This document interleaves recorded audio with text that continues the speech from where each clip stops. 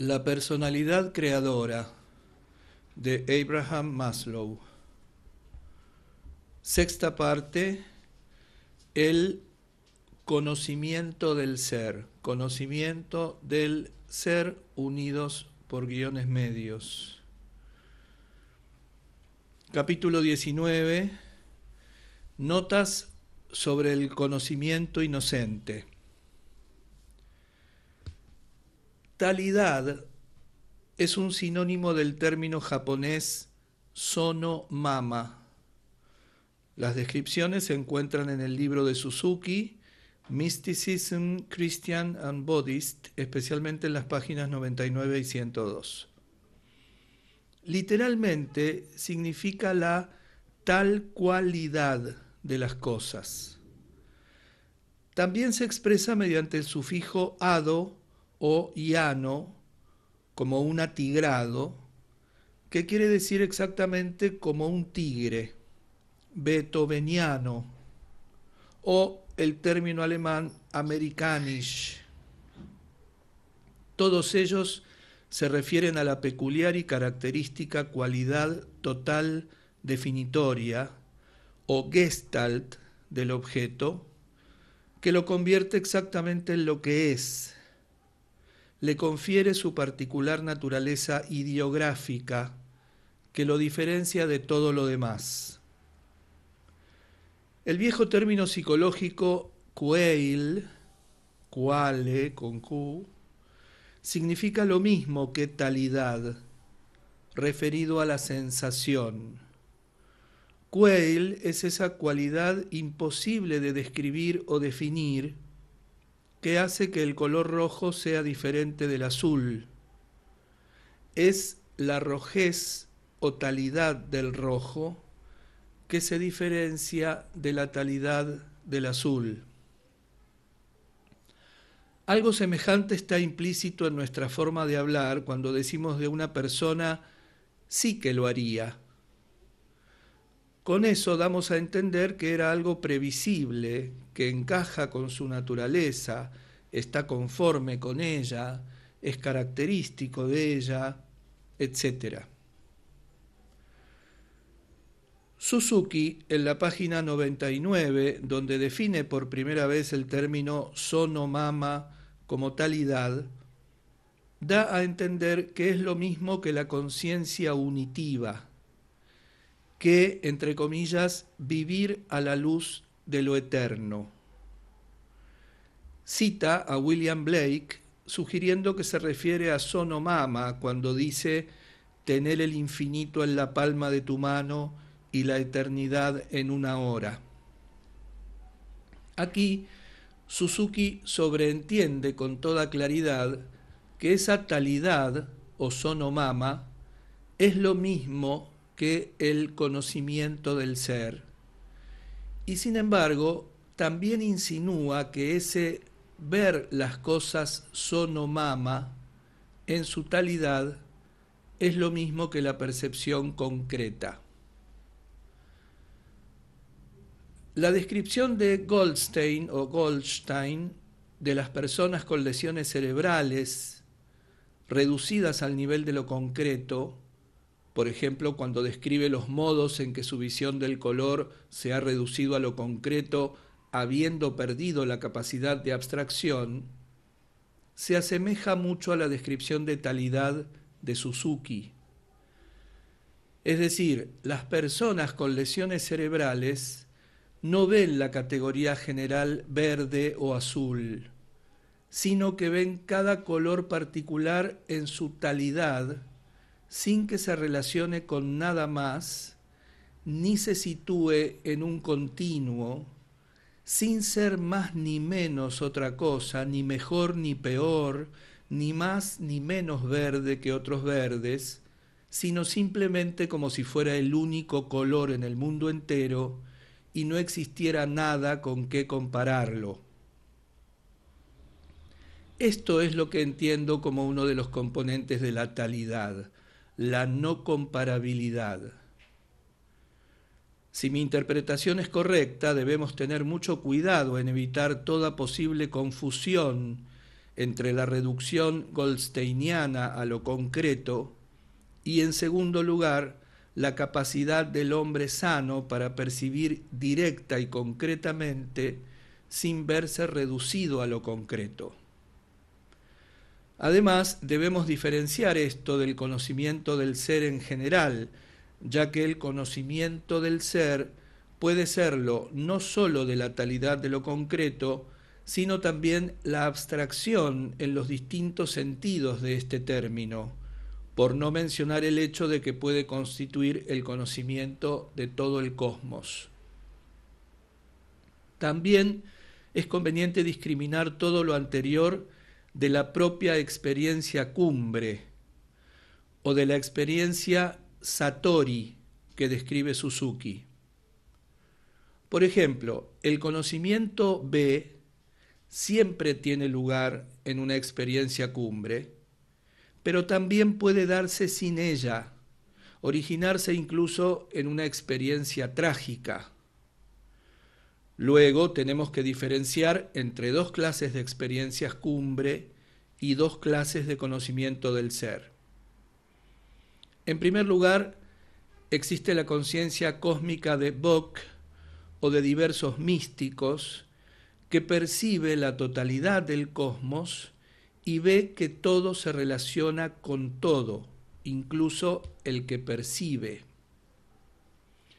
Mis sujetos lo han descrito en términos tales como, abre comillas, sentía que pertenecía al universo y veía cuál era mi lugar en él. Veía lo importante que era y con todo también veía mi pequeñez y falta de importancia, de modo que me sentía humilde e importante al mismo tiempo. Cierra comillas, abre otras. Sin lugar a dudas, yo era una parte necesaria del mundo, era de la familia, por así decir. No estaba afuera contemplando el mundo separado de él, como si desde un acantilado mirara otro acantilado, sino que estaba más bien en el corazón de las cosas. Pertenecía a la familia, a esa gran familia, y era parte de ella en lugar de ser un huérfano, un niño adoptado o alguien que está fuera y mira la casa desde la ventana. Cierra comillas. Esto es una clase de experiencia cumbre, de conocimiento B, y hay que diferenciarlo netamente de la otra clase, en que hay fascinación y una extrema reducción de la conciencia al percepto, como puede ser un rostro, un cuadro, un niño, un árbol, etc., con total olvido del resto del mundo y del propio ego. Cuando hay tal absorción y fascinación con el percepto que se olvida todo lo demás, entonces el sentimiento es de trascendencia o por lo menos de pérdida de la conciencia de sí. El ego desaparece y el mundo desaparece, lo que significa que el percepto se convierte en la totalidad del cosmos. Se lo ve como si fuera el mundo entero. Por ahora es lo único que hay. Por consiguiente, todas las leyes de la percepción que se aplican a la visión del mundo en su totalidad, se aplican ahora a la visión de ese percepto aislado de todo, que nos tiene fascinados y se ha convertido en el mundo entero. Estas son dos clases distintas de experiencias cumbre y de conocimientos del ser. Suzuki se refiere a ambas clases de experiencias indistintamente, es decir, a veces habla de ver el mundo entero en una florecilla silvestre, otras, en cambio, utiliza un lenguaje místico y religioso para hablar del Satori como identificación con Dios, el cielo o el universo en su totalidad. Esta fascinación reducida y aislada se asemeja mucho al concepto japonés de muga. Se refiere al estado en que hacemos lo que hacemos con total entrega, sin pensar en nada más, sin ninguna vacilación, crítica, duda o inhibición. Se trata de una acción pura, perfecta y totalmente espontánea, sin bloqueos de ninguna clase, lo cual solo es posible cuando se trasciende u olvida el yo. Se habla a menudo de ese estado de muga como si fuera lo mismo que el estado de satori. Gran parte de la bibliografía zen describe el estado de muga como la absorción total en aquello que estamos haciendo ahora. Por ejemplo, cortar leña con todas nuestras fuerzas y de todo corazón. Y sin embargo, la gente del zen también se refiere a esto como si fuera lo mismo que la unión mística con el cosmos. Pero en ciertos sentidos son dos cosas muy distintas. Debemos además criticar el ataque zen al pensamiento abstracto como si sólo la totalidad concreta tuviera algún valor y la abstracción no fuera más que un peligro. Pero no podemos estar de acuerdo con esto, que sería una autorreducción voluntaria a lo concreto, con las consecuencias negativas que Goldstein expone con toda claridad. Como consecuencia de tales consideraciones, los psicólogos no podemos aceptar que la percepción concreta sea la única verdad o el único bien, ni tampoco que la abstracción sea únicamente un peligro. Debemos recordar la descripción de la persona autorrealizadora como capaz de concretar y también de abstraer, según lo exija la situación. Debemos recordar, además, que es capaz de disfrutar de ambas. Hay un excelente ejemplo en la página 100 del libro de Suzuki que establece este punto. Allí se ve a la florecilla en su talidad y también como lo mismo que Dios, como llena de esplendor celestial, en medio de la luz de la eternidad, etc. Aquí es obvio que la flor se ve no solo en su pura totalidad concreta, sino también como si fuera la totalidad del mundo, excluido todo lo demás, o bien en el sentido del conocimiento B, como símbolo de la totalidad del mundo, es decir, como flor del ser y como flor de la deficiencia. Cuando vemos una flor como una flor del ser, entonces es cierto todo lo referente a la eternidad, el misterio del ser y esplendor celestial. Todo se ve en el reino del ser, lo que significa que la visión de la flor equivale a vislumbrar a través de ella la totalidad de la esfera del ser. Más adelante, Suzuki critica a Tennyson por el modo en que en su poema arranca la flor y reflexiona sobre ella de forma abstracta o tal vez incluso la diseca. Esto contrasta con el modo en que el poeta japonés trata esta misma experiencia. No arranca la flor, no la mutila, sino que la deja donde la encuentra.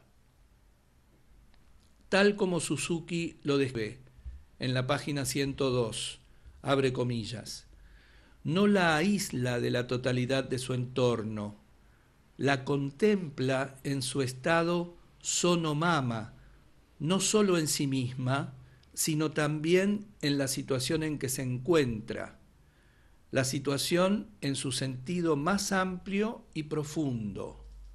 Cierra comillas. En la página 104, Suzuki cita a Thomas Traherne, del cual la primera y segunda citas son muy apropiadas para ilustrar la conciencia unitiva, es decir, la fusión de la esfera del ser con la esfera de la deficiencia. Pero en la página 105 empiezan los problemas, cuando Suzuki habla del estado de inocencia como si la conciencia unitiva, la fusión de lo temporal y lo eterno, fuera de algún modo semejante al estado del niño que Traherne describe al pie de la página 105 como poseedor de la inocencia original.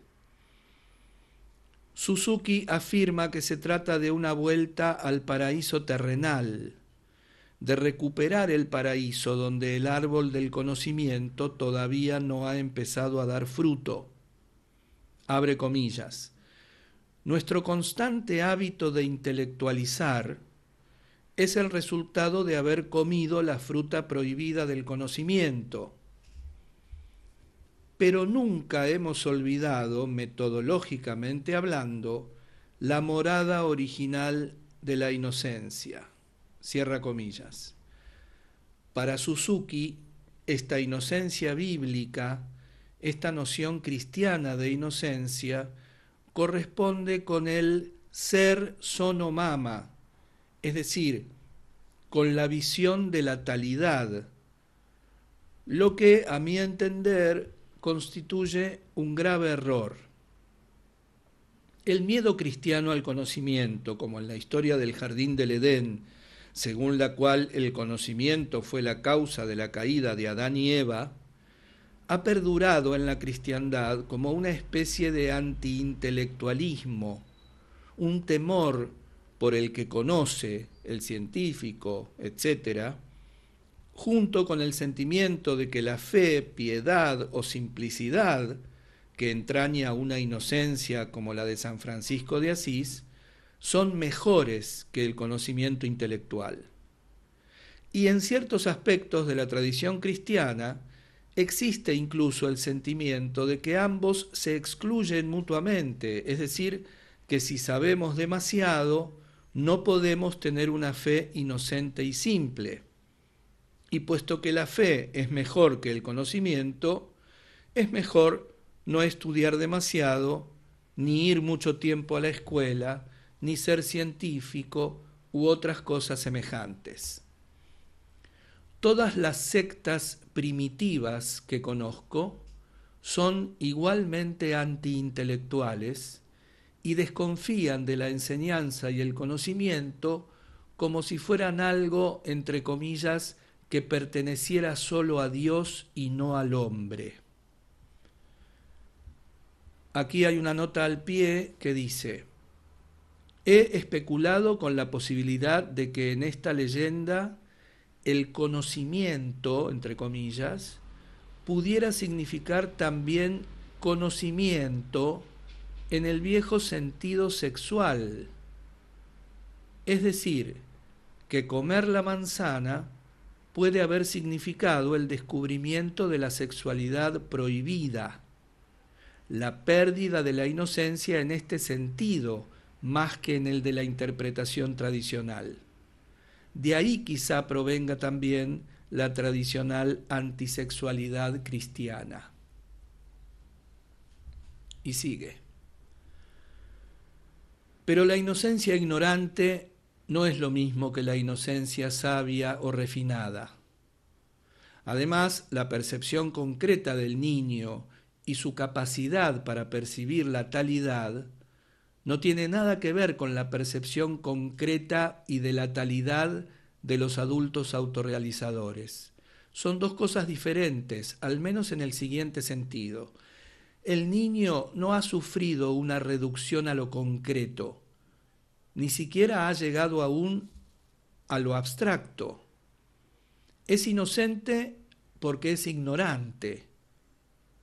Esto difiere muchísimo de la segunda inocencia o segunda ingenuidad, como yo la llamo, del adulto sabio, autorrealizador, que conoce la esfera de la deficiencia en su totalidad, el mundo entero, con sus vicios, contiendas, pobreza, disputas y lágrimas, y sin embargo es capaz de alzarse por encima de todo ello y tener la conciencia unitiva que le permite ver la esfera del ser, la belleza de todo el cosmos, en medio de toda la miseria, vicios, disputas, lágrimas y conflictos.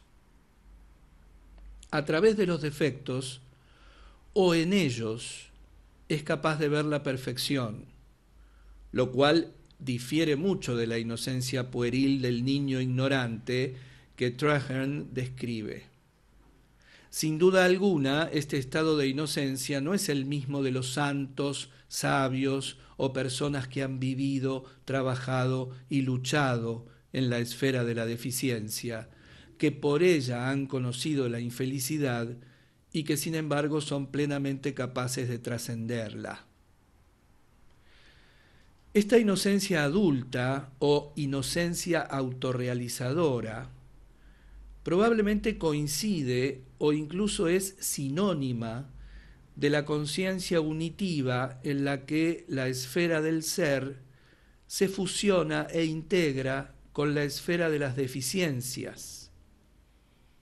Este es, pues, un modo de diferenciar la perfección humana sana, realista e ilustrada, que de hecho puede estar al alcance de las personas fuertes, poderosas y autorrealizadoras, y que descansa firmemente en el total conocimiento de la esfera de la deficiencia. Esto es diferente del conocimiento del ser de un niño que todavía no sabe nada del mundo y de quien sería mejor decir que tiene una inocencia ignorante. Difiere también del mundo imaginario de algunas personas religiosas, inclusive Traherne, en el cual se niega, en el sentido freudiano, la existencia de la esfera de la deficiencia. La miran fijamente, pero no la ven. No quieren admitir su existencia.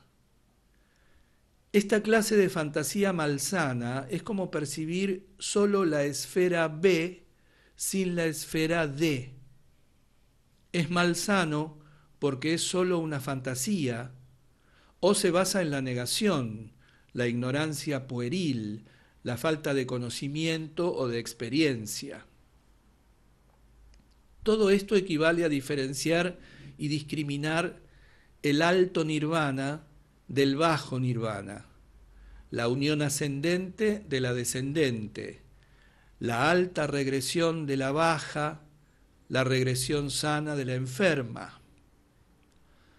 Algunas personas religiosas sienten la tentación de convertir la percepción del cielo o del mundo del ser en una regresión a la infancia, a su inocencia ignorante, o al jardín del Edén antes de comer la fruta prohibida, lo que equivale prácticamente a lo mismo.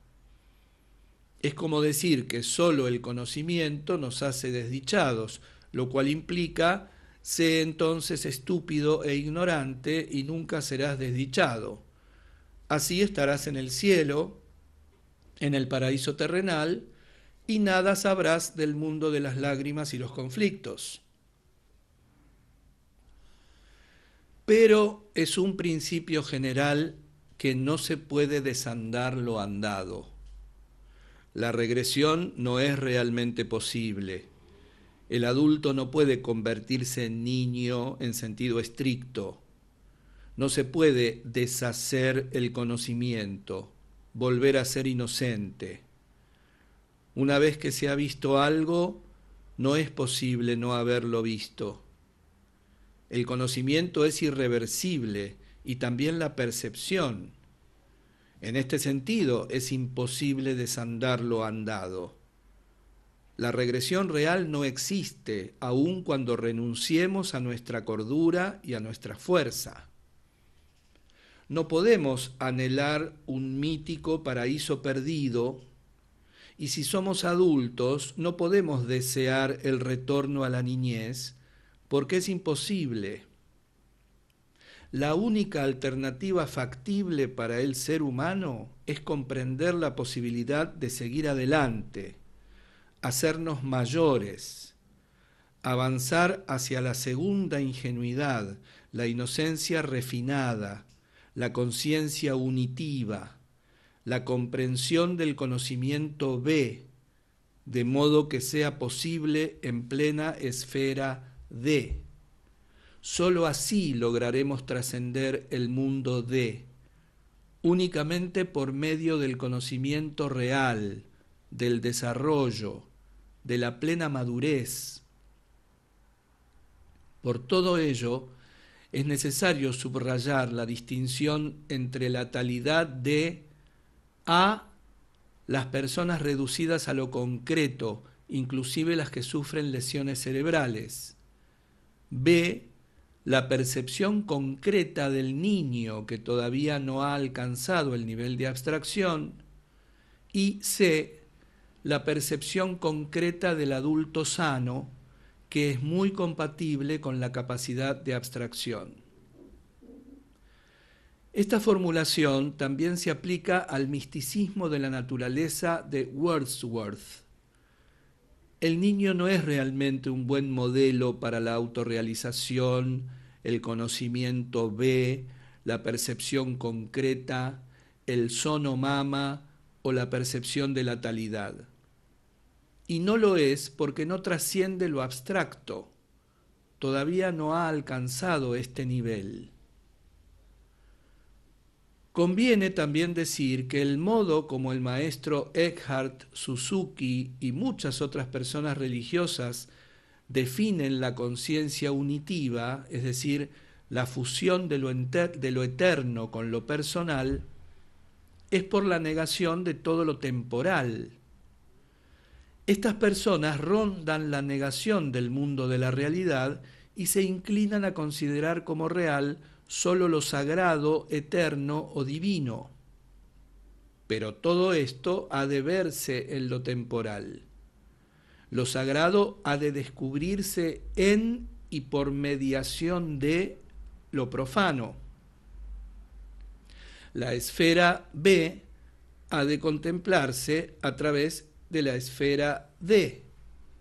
Es más, no puede verse de otro modo, puesto que no existe una esfera B en el sentido geográfico de estar en algún lugar de la otra orilla, de ser algo distinto del mundo, otra cosa, un no mundo en el sentido aristotélico. Solo existe el mundo, un único mundo, y la fusión de B y D es cuestión de ser capaces de mantener las actitudes B y D hacia ese único mundo. De no expresarlo así, caemos en la trampa de la ultramundanidad y acabaríamos por fabricar fábulas de un cielo más allá de las nubes, de un lugar que es como otra casa u otro cuarto que podemos ver, sentir y tocar, donde la religión se vuelve sobrenatural y ultramundana, en lugar de ser de este mundo, humanista y naturalista. Puesto que hablar de la esfera B y la esfera D puede interpretarse erróneamente como referido a dos esferas paradas en el espacio físico real o en el tiempo físico real, como entidades separadas entre sí, será mejor insistir en que la esfera B y la esfera D se refieren a dos clases de percepción, a dos clases de conocimiento y de actitud hacia el único mundo. También sería mejor hablar de actitud unitiva y no de la conciencia unitiva.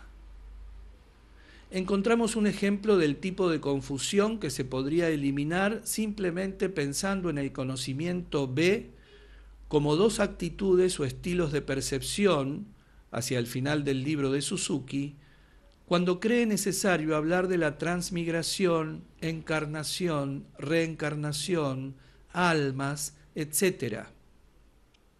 Este es el resultado de hipostasiar esas actitudes en objetos reales.